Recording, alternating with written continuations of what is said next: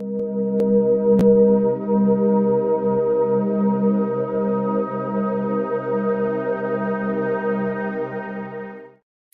hello again, and welcome to the Alliance Against Seclusion and Restraint live series. My name is Guy Stevens, the Executive Director of the Alliance Against Seclusion and Restraint. Excited to have you here with us today. We're coming with another, I think, amazing guest and interview that we're going to be doing today. A little bit of background for those of you that might not be familiar with the Alliance. The Alliance Against Seclusion and Restraint started about 4.5 years ago. Really began around the issue of restraint and seclusion use in schools across the country. What I would say to you is that our mission is always kind of growing and expanding to a degree. While we are certainly very focused on things like restraint and seclusion, it's really broader than that. It's restraint, seclusion, suspension, expulsion, corporal punishment, and even more broadly, kind of all the things that are often done to kids, very often in the name of behavior. We're advocating for changes in policies and laws, and really spend a lot of time trying to educate people about what are the better alternatives, what are the better things we can do, aside from a lot of the punitive approaches that not only are ineffective, but really cause a lot of harm in many cases. So that's who we are, and we are excited to be here with you today for another live event. I always have the great honor and privilege of introducing people and introducing people's work that I think so highly of, and today is no exception. I've got today with me Meagan Baldwin, who is here talking about Bal-A-Vis-X, and I'm going to tell you more about Meg in a second here. But I do want to let you know that, as always, these events are being recorded. So if you can't watch the whole thing right now, don't worry. You'll be able to go back later, watch it on Facebook, YouTube, or LinkedIn. And of course, we always make it available as an audio-only podcast. So if you want to just listen on the go, you'll be able to listen. You might miss some of the visual stuff that we might do here, but at the same time, you'll be able to take a listen. So know that you can do that. And of course, we do these really in hopes that you will share these as well. So if you're a parent, share these with, other parents, share them with your schools or your educators. If you're a teacher or an administrator, share them with other people in your schools. That's how we make change. We make change when we share good ideas. And today you're going to be in for a treat with some more good ideas. So with all that said, we will go ahead and get started here. And let me introduce to you our very special guest that we have here today. Very excited to have Meg Baldwin with us. And we're going to be talking a little bit about something called Bal-A-Vis-X. But let me tell you a little bit about Meg, and then we're going to dive in for a bit of an interview. We're going to talk about what Bal-A-Vis-X is, and I think you're going to have a lot of fun and learn some things hopefully along the way as well. Megan is a Bal-A-Vis-X practitioner and trainer, a fierce advocate for her child with a disability, and an educator with 26 years of experience as in public education and in general and special education. So this is work that not only you've been doing for some time, but things that you're very passionate about. I had the opportunity, I think, to meet you for the first time in person, I think was in Nashville. Is that right? I think so. Yep. Yeah, we got to meet in Nashville. And, I had been hearing about your work, and subsequently have heard more and seen you increasingly in more and more places taking your work around the country. So we're gonna talk a bit here in a second. And I just want to say to people that are watching live, and I happen to know that we have a mutual friend that's watching live, because they've already jumped in and done what I was going to ask people to do next, which is tell us who you are and where you're from. So we always like to see, when we start these events live, who's watching. You can share with us, where you're from or your role or anything you'd like to share. Always like to see that. And of course, Meg, we have a really diverse audience here. We have a lot of parents. We have a lot of self-advocates. We have a lot of educators, teachers, administrators, paraprofessionals, and psychologists, occupational therapists, speech language pathologists, really broad audience of people. But the thing that unifies us is all this idea that, we can do better, and that there are better things that we can do, which is a perfect cue up for you and your work. I will share with you Ginger, who we both know and love, said Meg is really gifted, a trauma-informed champion helping children heal every day. So if my introduction was enough for you, Ginger, thank you. That's a fantastic piece. So Meg, welcome, and thanks for joining us today. Thanks for having me. Yeah, really excited. Really excited to learn more about Bal-A-Vis-X. But before we get there, I'd like to learn a little bit more about you. So, we've met and, kind of are working in similar spaces and trying to affect similar changes. But I've not really had a chance to sit down with you and talk to you more.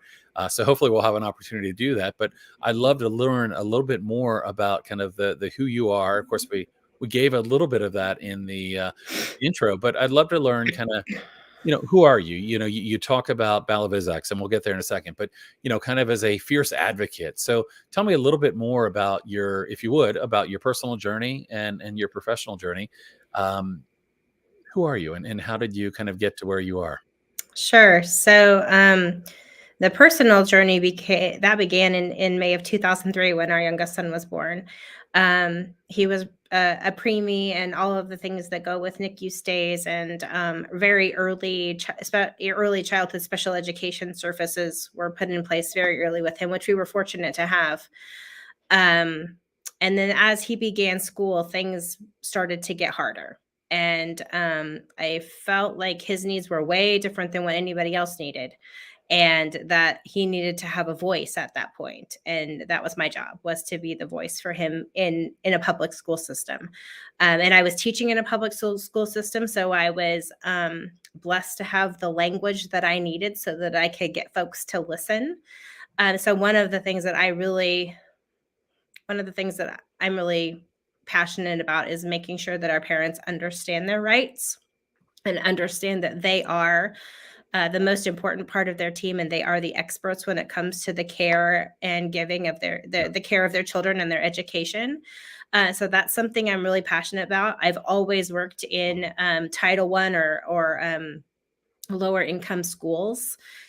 So empowering families that come through, that's been a big part of my journey, as far as I was able to walk it first. And sometimes when he was little in elementary school, we were walking it together. Mm-hmm. So that was a real gift to be able to support those families of my students, which took me from being a general education teacher into being a special education teacher. Mm-hmm. Mm-hmm. So I went back when the kids were real small, and I got a master's degree in instructional design. And then I had to go back later, and people often ask me, "Hey, Meg, why do you have 2 master's degrees?" And my answer is because I didn't do it right the first time.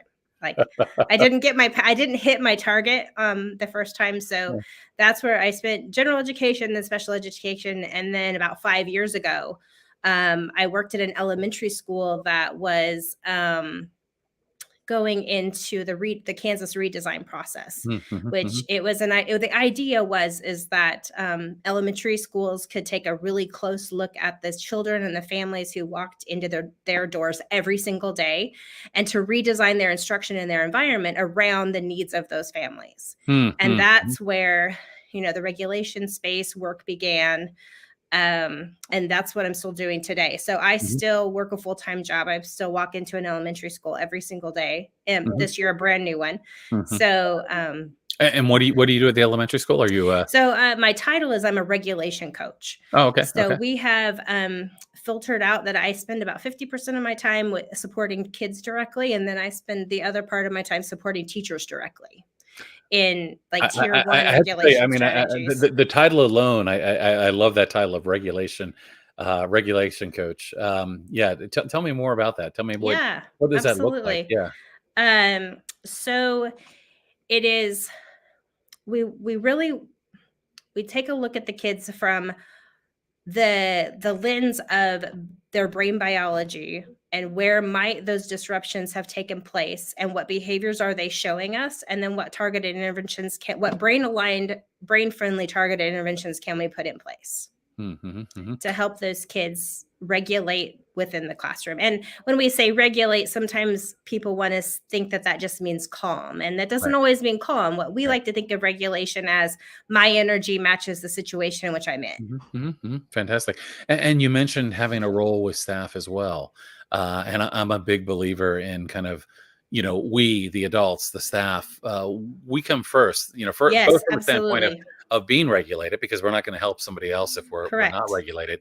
But also, I mean, and from the kind of overused analogy of put your seatbelt on first before you help someone else, I think it's really important that, this is a tough time. This is a tough role.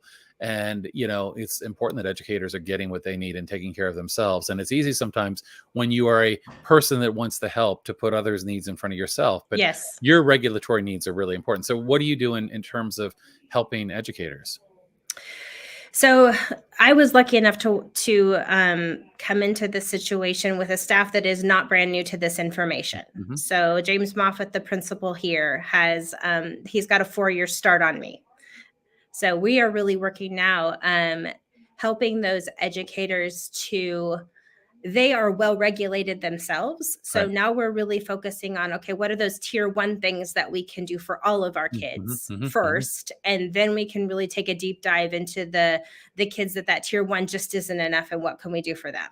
mm-hmm. So I want to share a couple things here real quick. And I'm going to go back a little in time in your discussion. So first of all, you mentioned James, and James is here and, says, go Meg, and says that you're really a rock star. And of course, we've, talked to James before, and he was in fact in a special event that we had done at one point. Love the work that he's doing and kind of the philosophy that he brings to the school. So James says hello. We've got Jason here. Meg is all, you've got a following here. I mean, I can tell you that there is a following here that are leaving comments. Meg is awesome. Proud to be a part of the amazing Bal-A-Vis-X family. Thank you both for doing this. Another mutual friend here, Dustin Springer, Rockstar Meg. My energy matches the situation I'm in, which is often a rock concert. I'm always seeing Dustin Right. show. Anyway, lots of people joining in. We have Danielle Lewis, educator from Detroit, Michigan. Lots of people joining in. I want to go back for a second in your story and talking about kind of advocacy. And you were, of course, sharing your own story. Sometimes I think people make the assumption that if you're an educator, you're in education, you work in a school, and your child has a IEP or a 504, somehow it's going to be easier for you. Somehow, you have the relationships and everything. You're going to just get everything. And what I found, because your situation is not unique, is that often it's really, really tough. Often as a parent and an educator, regardless of whether it's your school or another school that your children are in, things can actually be even more challenging to a certain degree. Certainly you have the language, and that's helpful. But I mean, was it challenging for you at times? And how did you, how did you, because I think we all know that it can be a process, although the intent is certainly there to help kids. The process can be sometimes unnecessarily adversarial. There's other things that can happen. How did you navigate that process? And were there certain things that made it more difficult as an educator? Oh, sure. I think that, I mean, when you have a child that the needs are so much different than the rest of them, and sometimes those needs are brand new to people, I think that sometimes there's a game of the blame and shame game that comes in, and that there were many IEP meetings when he was very little that we felt there was a lot of that what we're seeing at school is your fault, and that you should be able to take care of this. I can remember, Try harder, right? Just try harder. right, just try Yeah, harder, yeah. or hey, see some more doctors. Right. That Right. also might help. And Yeah. here's some books to read. Mm. Those kinds of things. So that, like, there are times like I even consider that to be like a part of like even a chronic stress. How Mhm. we know what chronic stress does to people, and being the parent of a child with a disability, that can be very stressful chronically over time, Mhm. because that stress doesn't just come up at the yearly IEP meetings, or Right. that stress doesn't just come up when the 9 weeks progress report comes home. Mhm. That stress sometimes can come up daily, or Mhm. sometimes a couple of times a day. Um, and I guess the other thing that was really interesting to me, that was really hard for us, was that in the system we were in, it very much felt like the different departments that were working with our child were all working in silos. Mm. And so they had trouble communicating with each other. And I think sometimes that caused more harm than good, and things took a lot longer. The process took longer. And I don't think they sometimes realized that, like, say something would happen in the special education classroom and it was just a little deal.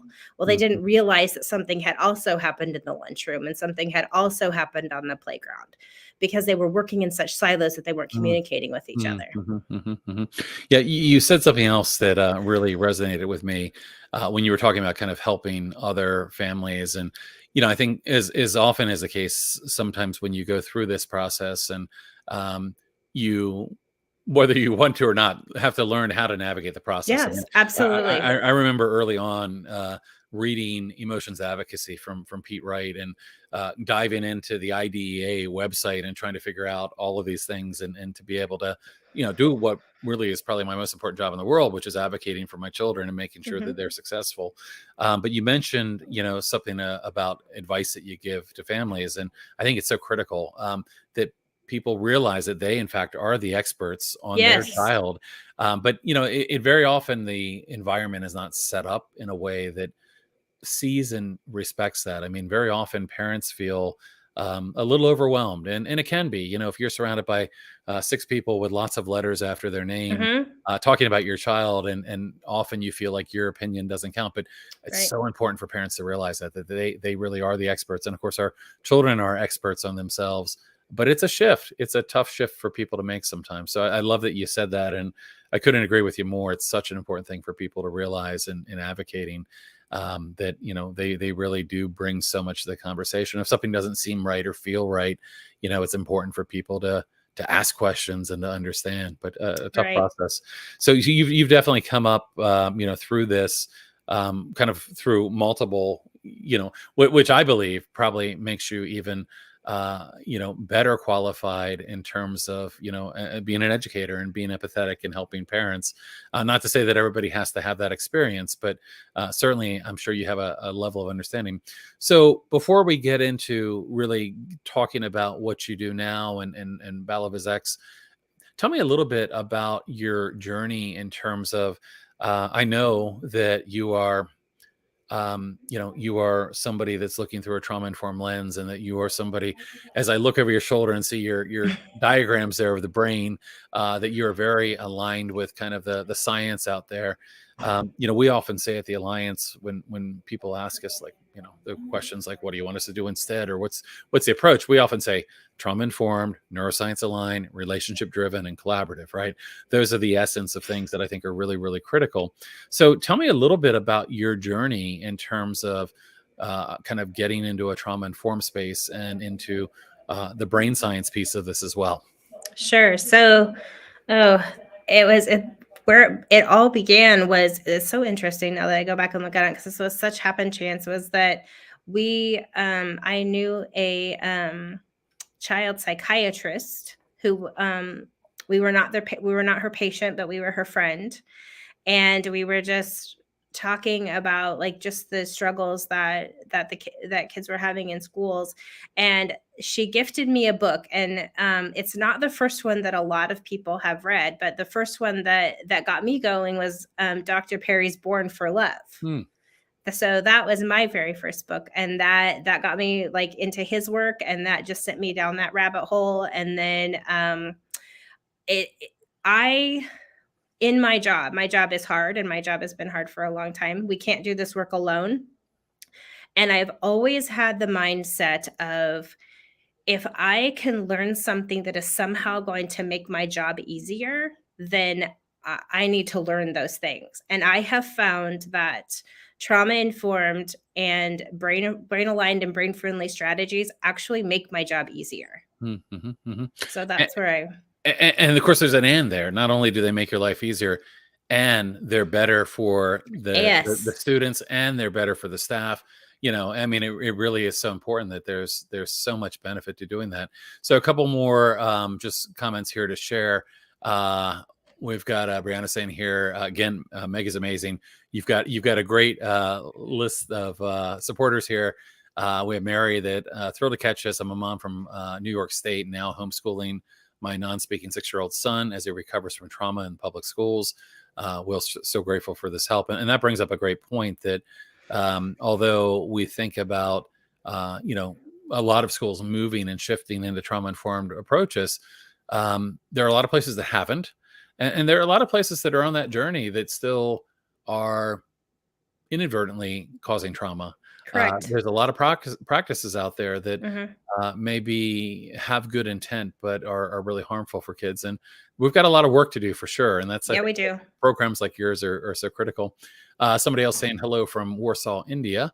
And anyway, just a lot of people jumping in here, and we'll keep going. But so you had this journey personally, and this led you on this journey in terms of getting into the trauma and sports space and getting into the brain science. So let's talk a little bit about what you're doing now in Bal-A-Vis-X. So can you tell us, first of all, what is Bal-A-Vis-X? Sure. Bal-A-Vis-X is an acronym for Balance Auditory Vision Exercises. And it's a series of about 200-ish exercises that are patterned, repetitive, rhythmic movements. And we use sandbags and racquetballs. And we have individual exercises and partner exercises and small group exercises and large group exercises. But the most powerful thing about Bal-A-Vis-X, it is that it's all based on physical technique that anyone can learn.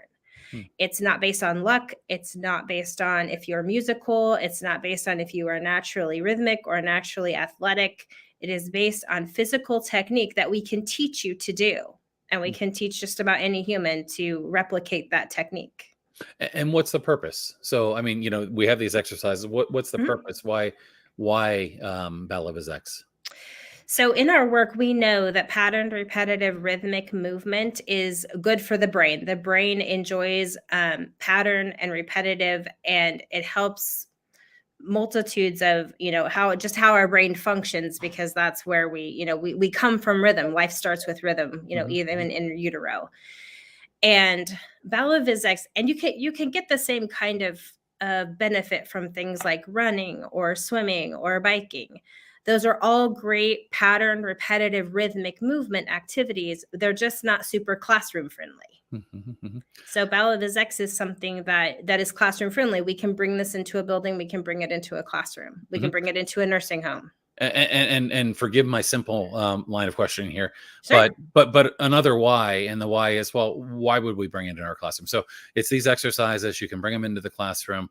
What's the underlying reason why somebody might bring these in, and what benefit might they gain from that approach?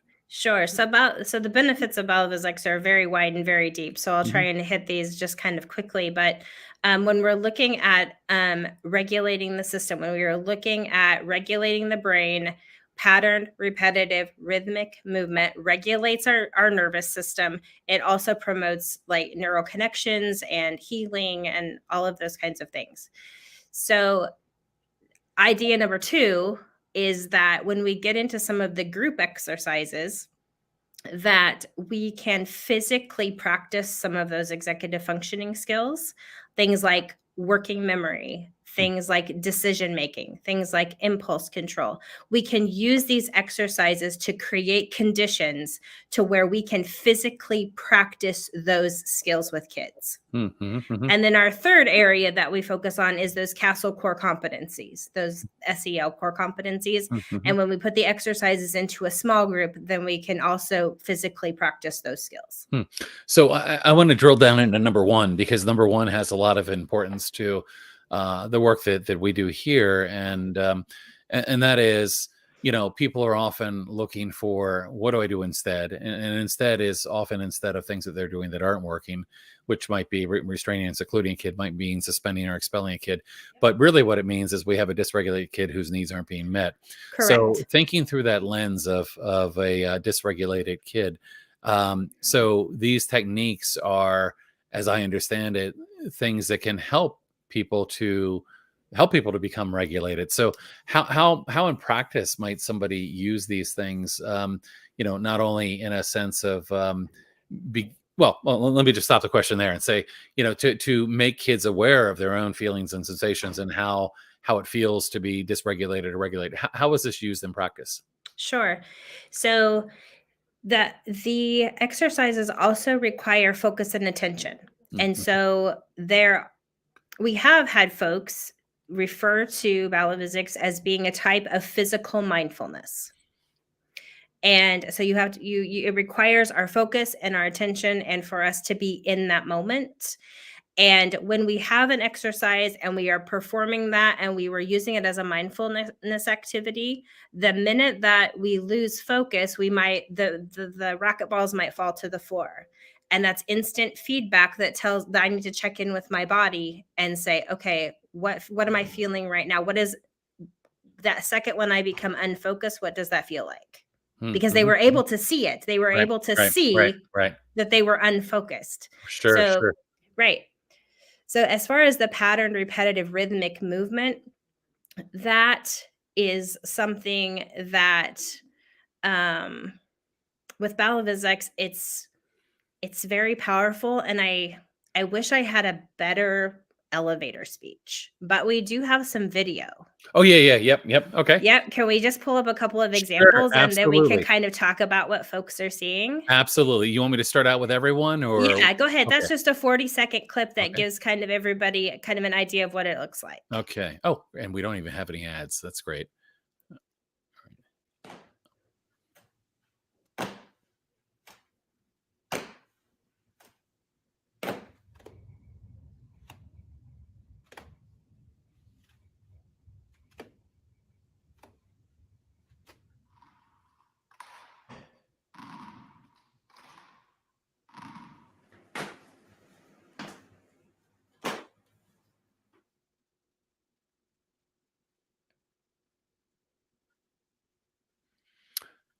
So that's just kind of showing. Can you talk us through that? What were we looking at there? Sure, absolutely.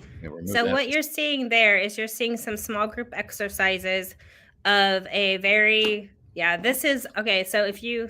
Did I go forward there? Yeah. Hold on. Let me try to go back. But that's okay, because that next one is a really good example that I'll talk through in a second. But yeah, the first one, that is just a sampling, and I made that video to prove the point that Bal-A-Vis-X is for everyone. And when I say everyone, I'm not joking about that.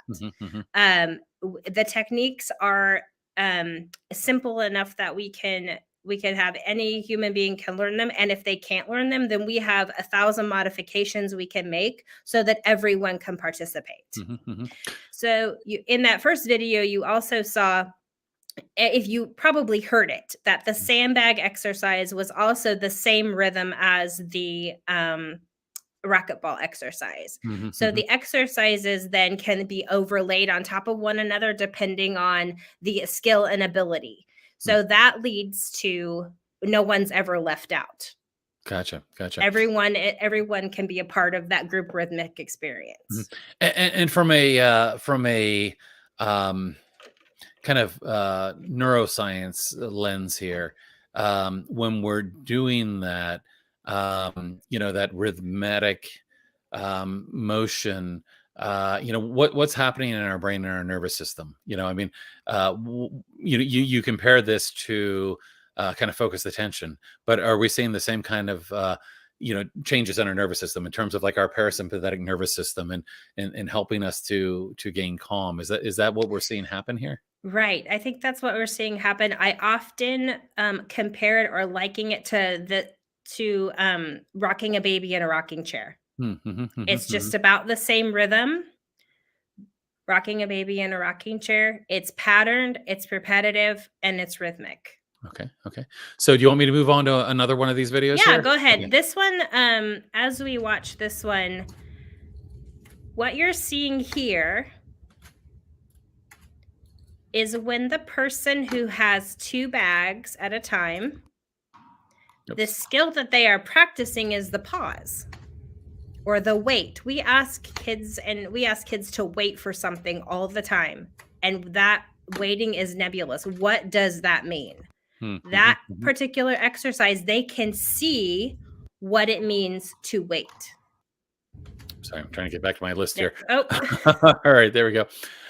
So let me ask you a question. I'm trying to envision, in practice, and I can imagine that this is at times, and I'm just imagining, so you can tell me I'm totally wrong Sure, here, but sure. I would imagine at times this is like a planned activity that you're doing with a group of students, or you might be doing with even a smaller group, and maybe a setting where people are working on certain skills. What about one of the things that I could imagine, and I might be wrong here, but let's think about a kid who's having a hard time and sitting in a classroom. Might they be able to go to a place in the classroom, a sensory space, or somewhere else where they could do these kinds of things? Do you see educators use it in that way? That if a student themselves is beginning to feel unregulated, that they might use any of these things to help themselves? Yes, yeah, Okay. absolutely, absolutely. The techniques are simple enough that they can be taught to students to be able to use individually. But I think the one of the really powerful pieces about Bal-A-Vis-X is that when you're with a partner, or with you're in a small group, there's that sense of attunement with each other. Mhm, mhm, Like you're all moving together at exactly the same speed. And I believe that when you're in a group like that, it would be just likening to a drumming circle mhm, where mhm, then mhm, you can physically feel what it feels like to belong to something mhm. bigger than yourself. And it's almost a bit of a serve and return, right? But something that you could do with, and again, you mentioned kind of for everyone. Sometimes people look at some of the things that might work out there to help somebody that's becoming dysregulated, and they go, well, that for a small kid, maybe that's appropriate. But something like this, I mean, you could even see working with teens or older children as well, as frankly anyone, as you've kind of pointed out here. Yeah, absolutely. So, the longest standing group that I have at my studio is actually a group of high school boys who show up every single week for 30 minutes, and we bounce, catch, clap. And they are there, yes, to regulate their systems, but they're also there because that's where they belong. And Mhm. Bal-A-Vis-X helps to give them a common language. Right, right, right. Well, even beyond the common language, it's the connection, right? So, Yes. I mean, as we were talking earlier, kind of like what are the things that are really important, and I share with you.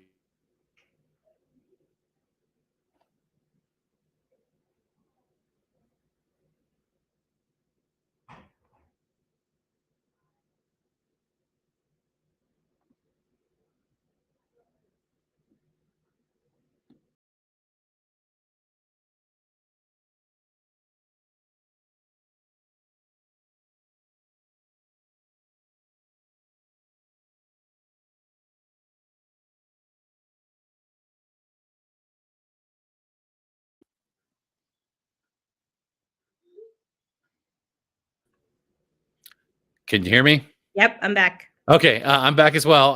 It looked like it was on my end, like and I told you before we started, like if something happens, but we've never actually had that happen before. But it looks like my internet was having a little problem here. Um, and I kind of lost my thread, but I think really what I was trying to get at is that again, thinking about the advantages here, it's the relational safety, right? Creating a space where people are able to kind of have that serve and return and connect, and through that connectedness, feel safe and help with regulation. Seems like there's a lot that can be happening here when you're doing this, in terms of not only the things that are really obvious, but in the connections that are being made as well. Is that part of what you see as kind of a benefit of doing this? Oh yeah, absolutely. Yeah. Absolutely. Especially when you get some of the most powerful examples are when you have multi-age groups of people. Um, so that I'll just tell you a story. The group of seniors there that we've seen the videos of Mhm. here, that group is actually run by one of my student assistants. His name is Evan, and he came to me. He's been coming to the studio many, many years, and he decided that Bal-A-Vis-X was something he thought could benefit his grandparents. And so he started working with them, and that little group evolved. And sometimes he has 8 or 10 folks on Tuesday afternoons that come to do Bal-A-Vis-X. And those folks are there. Yes, they get benefit from the exercises, but they also get benefit from the social interaction of coming together. So let me go on to video number 3, if that works for Sure. you. Yeah, Okay, and absolutely. we'll play it once and then replay it.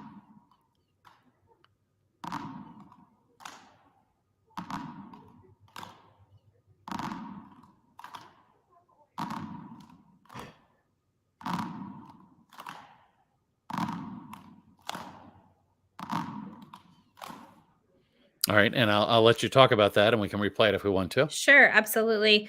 So this is a typical exercise. This is kind of like the goal exercise that we teach at a 2-day training. This is the 2-ball rectangle. So they are using precise physical technique that's what is making those racquetballs all strike the floor at exactly the same time. Go ahead. Would you play that one more time? And would everybody just watch the arms of the people now? Don't focus on the ball, but focus on the arms, the bouncing arms of the folks there.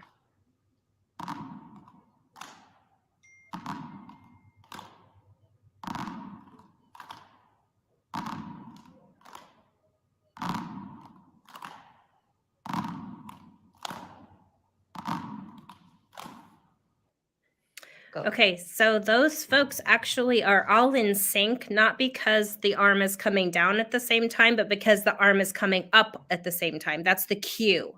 Mm-hmm. So that's one thing that we talk about in Bal-A-Vis-X is what is the cue? What is the cue that tells you what your next physical move is going to be? Mm-hmm. Mm-hmm. And if you think about that in real life, there are a lot of kids and some adults that they struggle with unpredictability and they struggle with what comes next. And that often is because they don't know what the cue is. Gotcha. What is the cue to what comes next? Hmm. And so that's how we physically practice that. The other skill that you saw there was the skill of knowing when is the right time to do something. The example I often give is, students in classrooms who they struggle with when is the right time to sharpen my pencil? When is the right time to ask my teacher a question? What you saw there was that the partner group in the middle started that exercise. They knew what to look for. They knew what cue to look for. And then they came in as they waited their turn until they came down the line. And the third skill you saw there was impulse control. Waiting until it is my turn. I knew where to look and I knew what the cue was. Interesting. That's fantastic. All right. Do you want to take a look at this last video here? Sure. Okay. Yep. Go.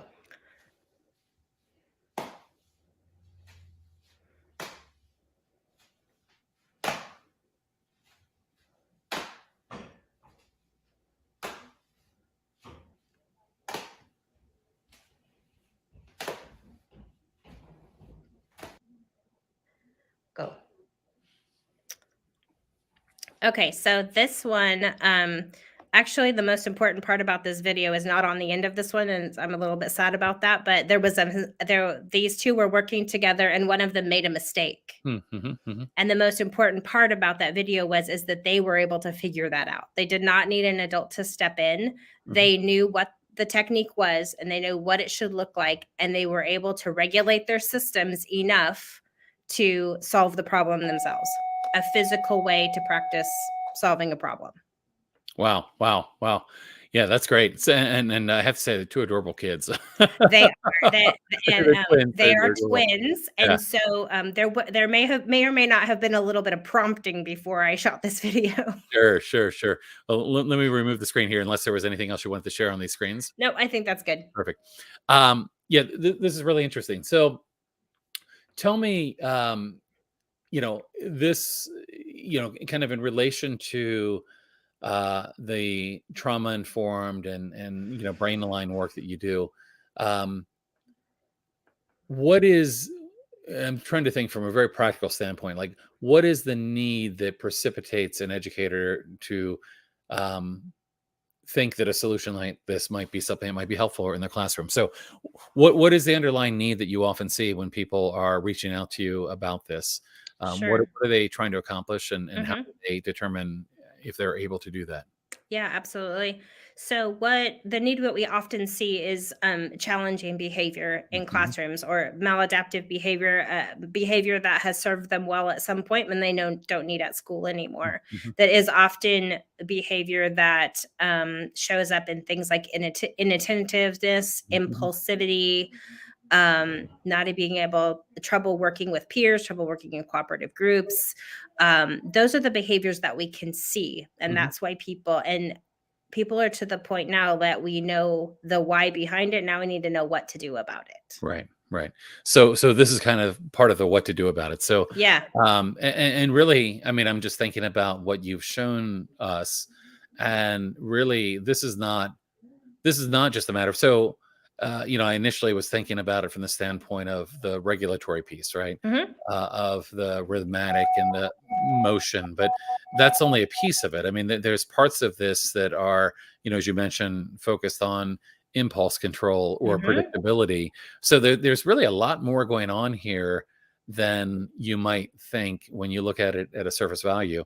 So, um, I'm going to just go out on a limb here and say, um, especially with very young children, it almost feels like this should be like part of a curriculum, not just something you bring in to add on because you have a couple kids that are having a difficult time, Right. but something that would really benefit all kids, especially very young kids that are still learning the ropes of being human, right? That are Right. learning, what it means to, kind of a serve and return, or kind of waiting for a turn, or all of that.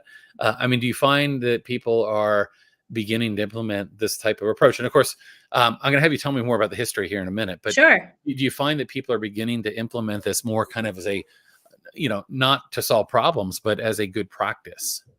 We are, I cannot go as far as implementation to say that people are implementing it that way, but I do believe people are beginning to get curious. Gotcha. Okay. They're Okay. beginning to get curious in what could this look like. And you're right. Like this is a practice that will benefit all kids, challenging behavior or not. There Right. is something, in it for all of them.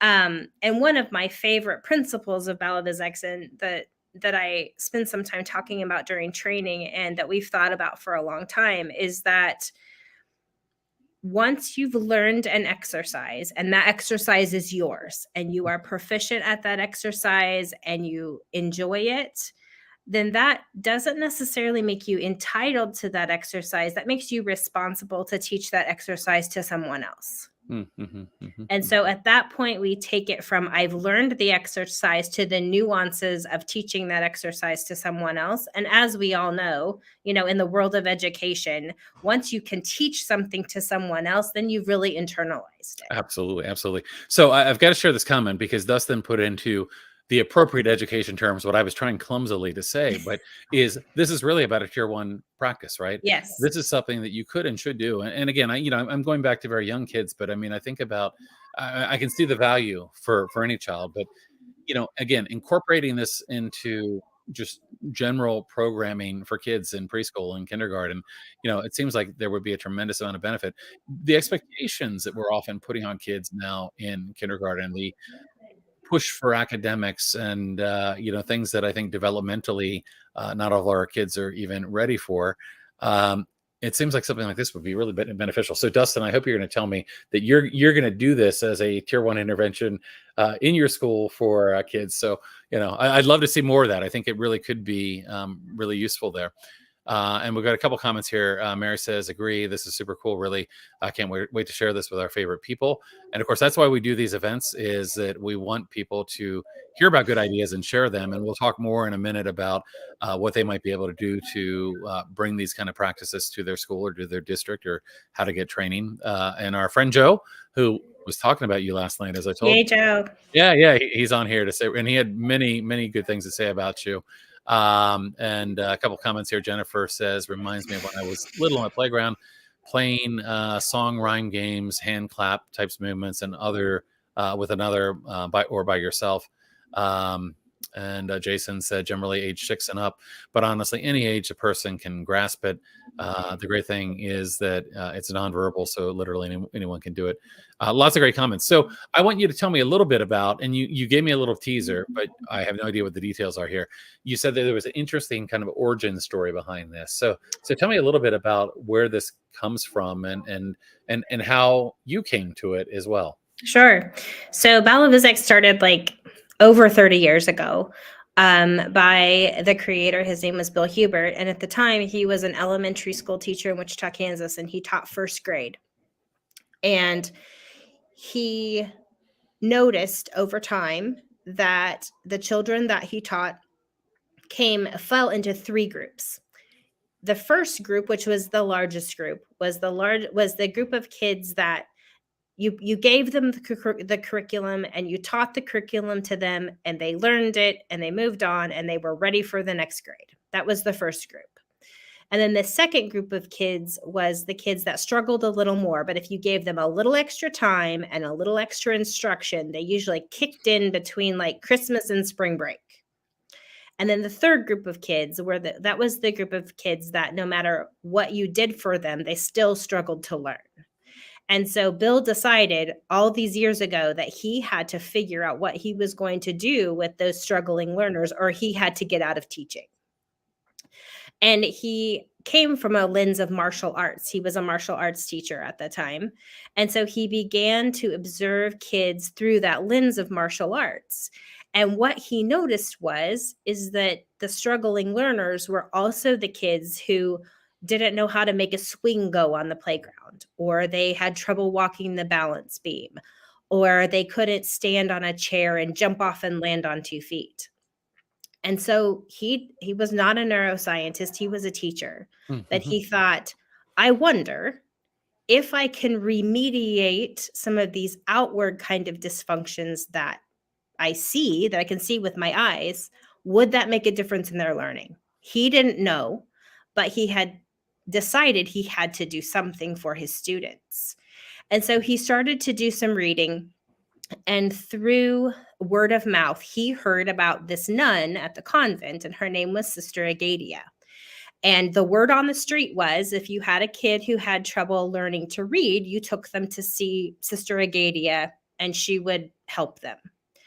And so he made contact with this nun and she invited him to come see her workspace. And when he arrived, what he saw was, it looked like a gymnasium. So she was working with kids on crawling and climbing and walking a balance beam. And that is where the story goes that she gave Bill 5 minutes of her time. Like, that's all she had. Like, I got 5 minutes to share with you. And he walked away with that, with the ideas of using your body to help to strengthen your brain or to make learning easier. And that's where it all began. Fascinating. Well, as you were describing that, more thoughts were going off in my head. And that's why, I love doing these events as much as for everyone else to enjoy. I learn so much whenever we do these. But as I was thinking about this, again, I was thinking about Bruce Perry, who you mentioned earlier, and kind of some of your early connection to this work. And of course, thinking about Bruce Perry and the neurosequential model, thinking about the idea of, regulate, relate, reason, thinking about the fact that in order to access our prefrontal cortex, the thinking, decision-making, rational part of our brain, we need to be regulated. We need to feel safe. We need to, to be able to relate. And I was just thinking, wow, what a great starter for your day for a class. Like, how fantastic would it be to, before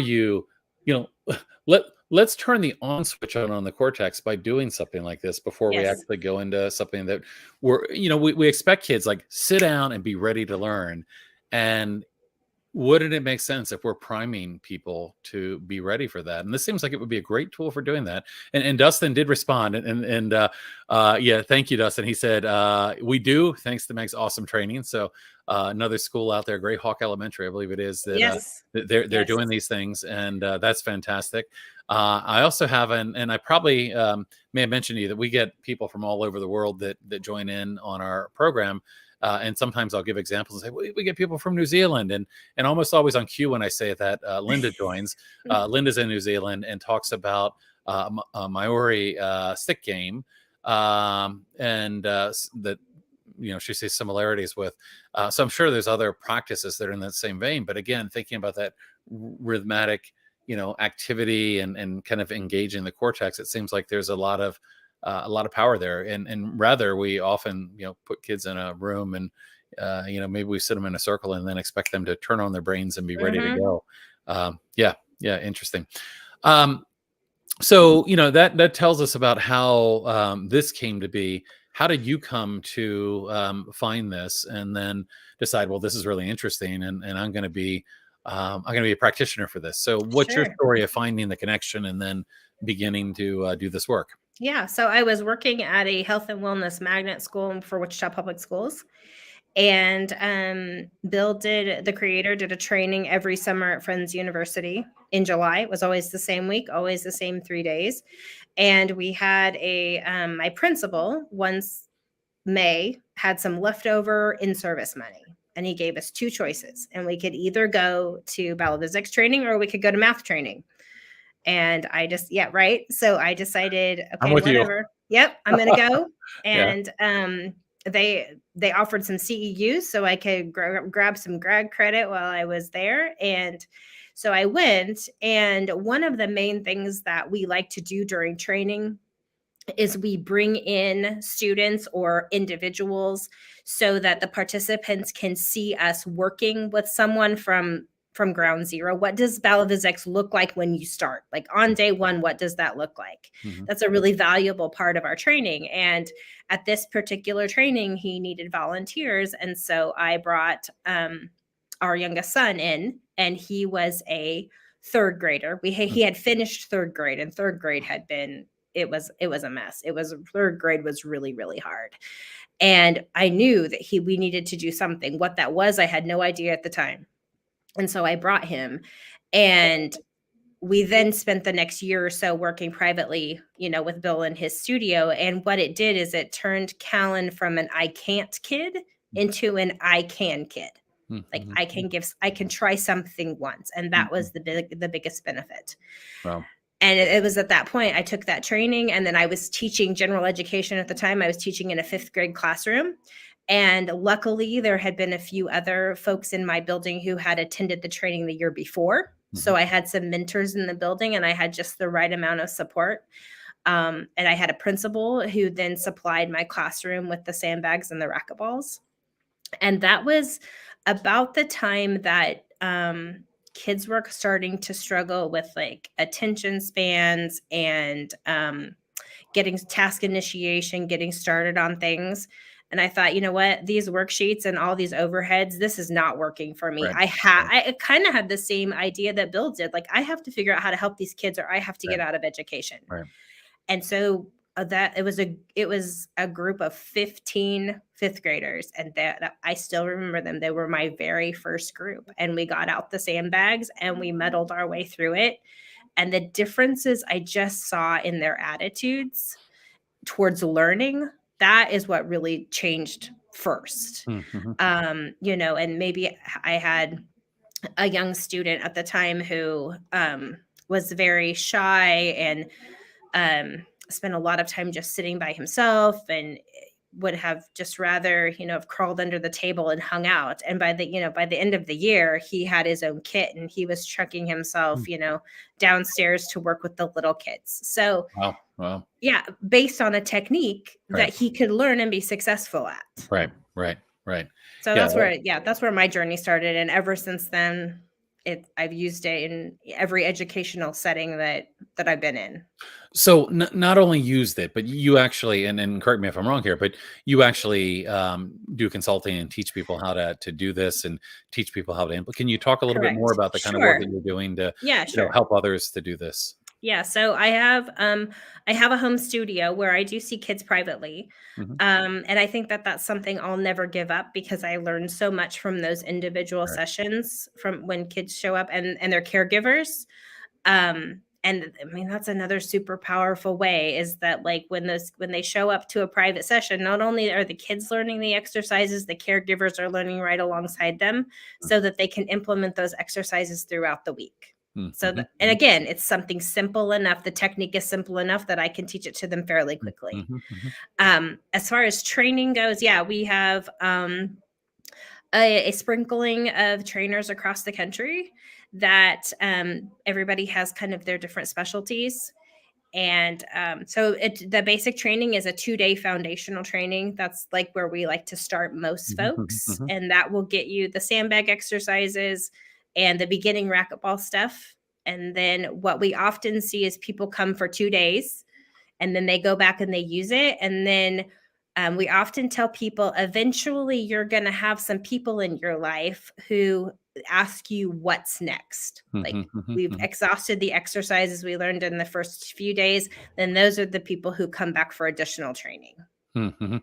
So where can people go to find trainers that might be near them? I mean, I know I've seen you travel around the country sometimes, but Yeah, absolutely. is there a list somewhere where people can find trainers? There is not currently a list, but the best way to do that is just to contact me directly. Okay, okay. And then I can either help them out with what they need, or Mhm, I can contact them with a trainer that happens to be in the area. We mhm, are kind of at a spot where we're kind of restructuring a little bit. mhm, Bill passed away in June.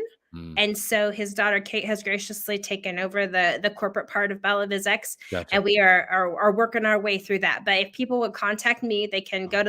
go to my website. There's a contact me page, and they can Okay. shoot me an email, and then I can get them connected either with one of my trainings or a trainer that happens to be in their area. We don't have very many, so at this point, and so that if you just contact me, that'll be the best way. Mhm.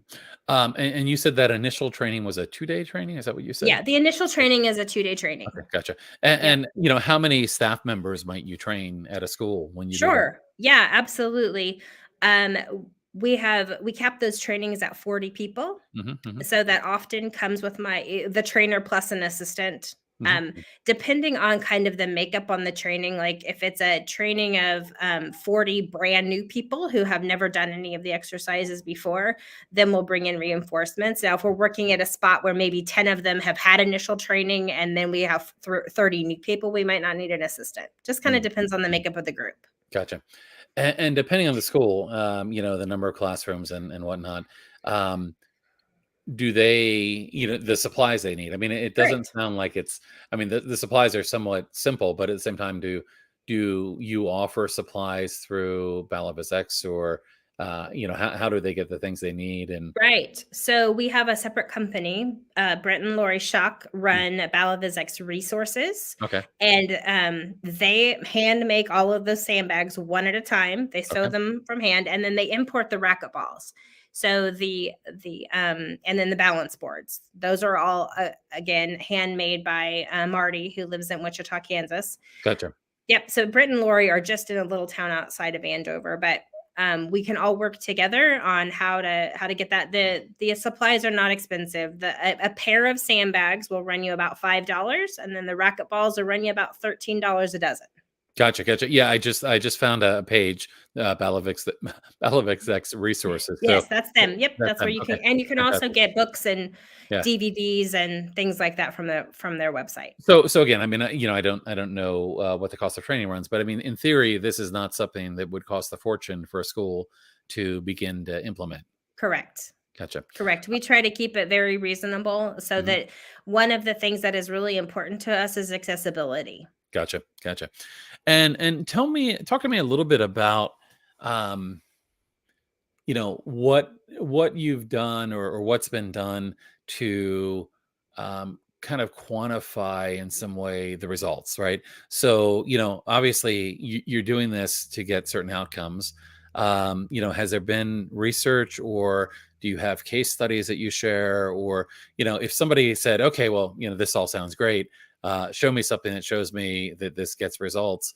Do you have any case studies, or data that kind of support some of the changes that you've seen in schools, that it might Sure. happen? Yeah. So there are a few small case studies that have Okay. been done by educators. Okay. And then actually, we just like within literally the past 30 to 60 days, we've had two articles that have been published, one by a PhD student out of Mm. the University of Oklahoma, and one from a PhD student out of James Madison University. Oh, fantastic. That's fantastic. So those are So coming my, to my, us. my question was timely. So are those out now? They are, they Yeah. are. Great. You can I'm not sure that those actually have, I believe, been posted on my website. So, if you go to the website, there's a tab that I think it says resources now. It's a Gotcha. Padlet, and Okay. that will definitely answer anybody's questions. Fantastic. I think there's a tab that says something about research studies and Mm-hmm. resources or something like that. Fantastic. No, that's great. I mean, I think, I think it's helpful for, I mean, ultimately, I mean, what I would love, and whether or not this happens or not, but I would love to know that there's somebody that's watching this today, an educator, an administrator, somebody that says, hey, this is really interesting. We should try this.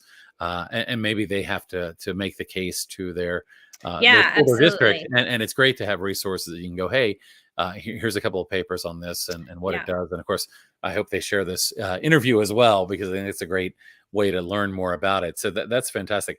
I want to remind folks that are watching now live that if you have any questions or comments, feel free to put those in the chat. We've got a few more minutes here, so we're happy to take some questions. And let me look and see what's in here now that I've missed while we've been talking. And of course, Dustin there again. Meg is the way to go. So it sounds like you've got some strong personal endorsements. James also, I also strongly agree. You bring Meg to your school or district to train the staff.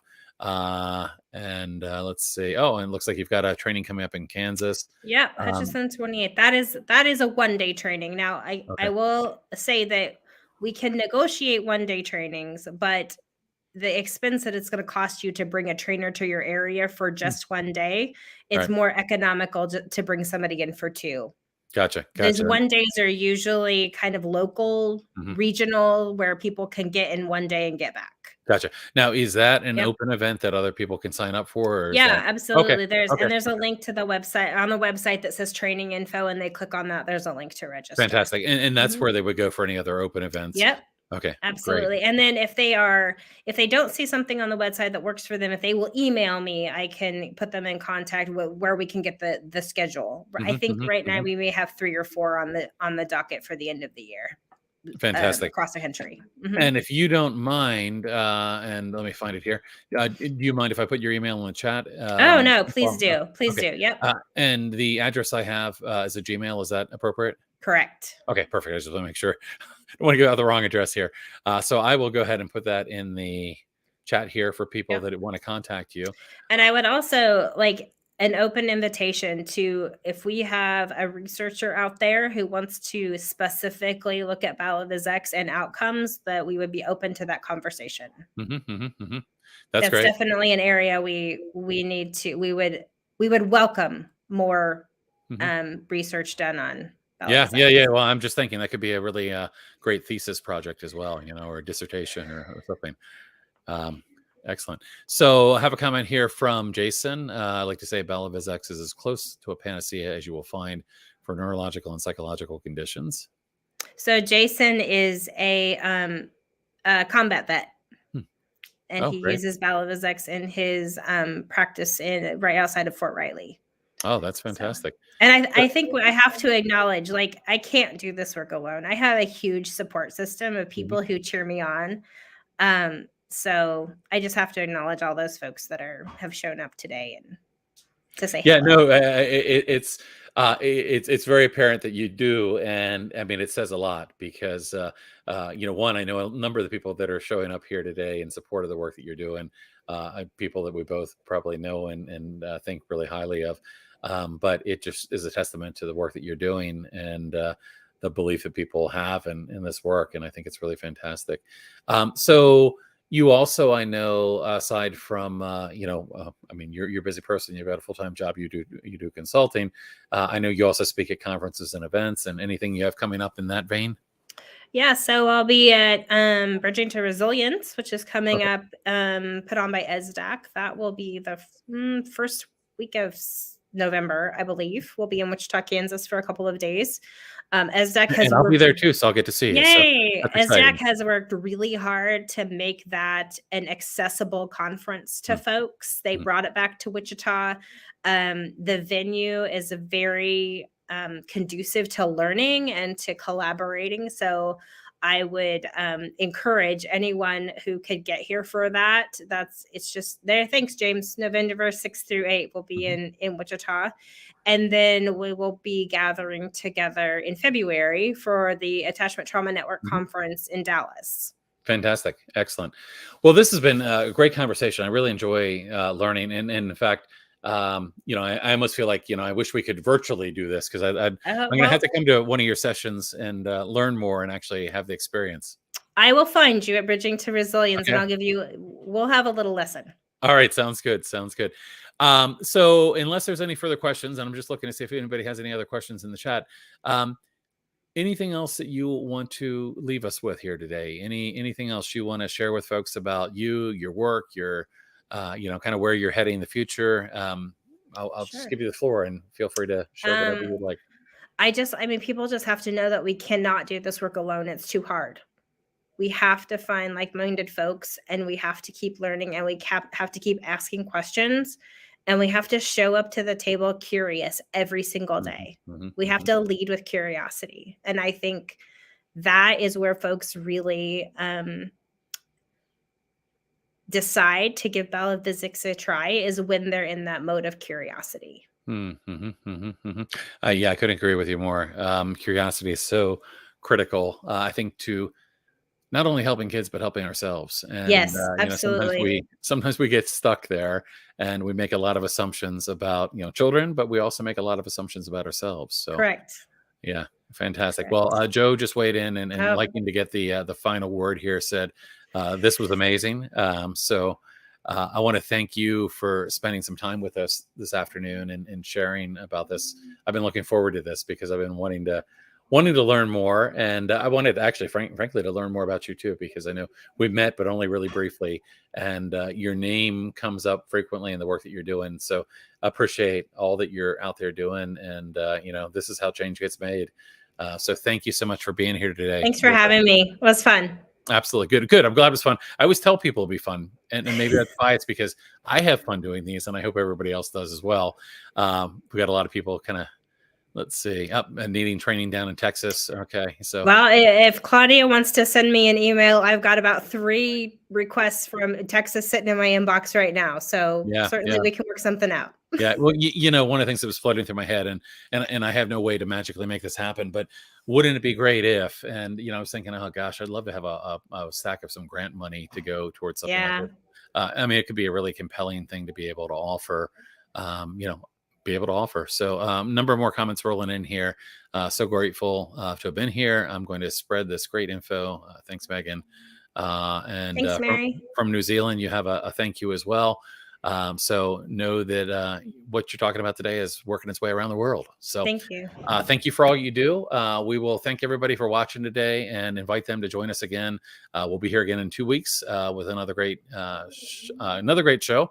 And I look forward to seeing you then. So Meg, if you want to hold on for a second, thank everybody else, and we'll see you next time.